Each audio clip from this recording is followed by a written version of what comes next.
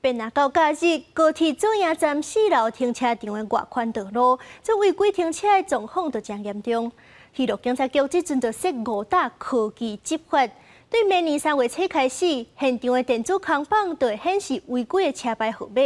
若是临时停车超过3分钟，系统就会随开罚单。你看多夸张，就是停在这一些地方，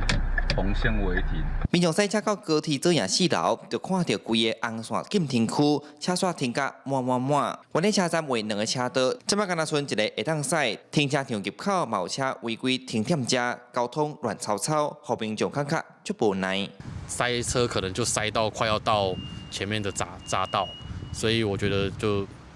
你要进出的话，就是会卡住，会因为停车的人卡住，所以其实蛮不方便。介侪人都唔知影讲内底停半小时免费啦，所以大家就无停入来内底。为了要改善左营站4颗位仔的违规状况，铁路警察局除了派人加强巡逻，最近嘛增5大科技执法设备，车若是违规停伫红线甲黄线顶，现场电子扛棒严厉地显示违规的车牌号码，超过临时停车3分钟，系统地根据车牌号码直接开罚单。科技执法之建制，非以处罚为目的，